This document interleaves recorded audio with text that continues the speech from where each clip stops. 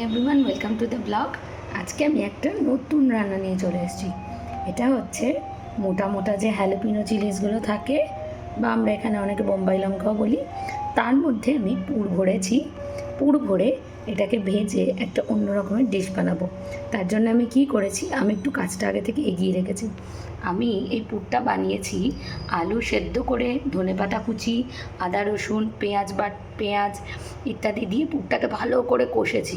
কষে আলু সেদ্ধ দিয়েও ভালো করে নেড়েচেড়ে ধনে, জিরে, গুঁড়ো লঙ্কা, নুন স্বাদ মতো দিয়ে, নুন চিনি স্বাদ মতো দিয়ে এটাকে ভালো করে পুরটাকে করে রেখেছি।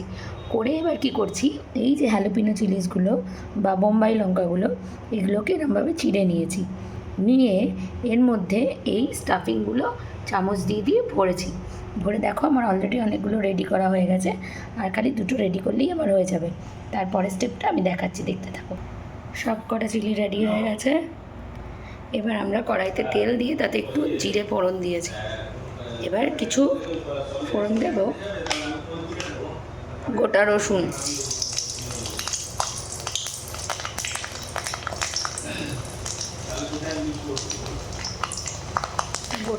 ফোড়ন দিয়ে দিলাম। একটু লাল হওয়া অবধি ভাজবো। এরপর একটা একটা করে এই লঙ্কাগুলো এই তেলে বসিয়ে দেবো। যেগুলো ভাজা হচ্ছে, এবার আমি একটুখানি নুন ছড়িয়ে দিয়েছি। এবার আমি ঢাকাটা চাপা দিয়ে দেবো। একটুখানি ফ্রাই হয়ে এরকমভাবে দেখতে আছে। সব লঙ্কাগুলো ভাজা হয়ে গেছে আমার।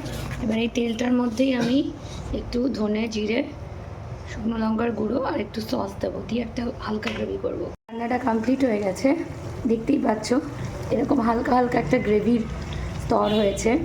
আমি জাস্ট কিছু ধনের গুঁড়ো, জিরের গুঁড়ো এবং গোটা জিরে আর রসুনের ওই তেলটার মধ্যে, যেটার মধ্যে লঙ্কাটা ভেজেছিলাম, ওটার মধ্যে একটু তেল ছেড়ে যাওয়া অবধি এটাকে ফোটাচ্ছি।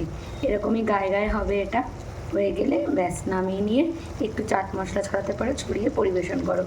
আজকের মতো এইটুকুই। আজকে ভিডিওটা পুরোপুরি ওই কষানোটা দেখাতে পারলাম না, কারণ আমি এক হাতে ভিডিও করছি তো, তাই।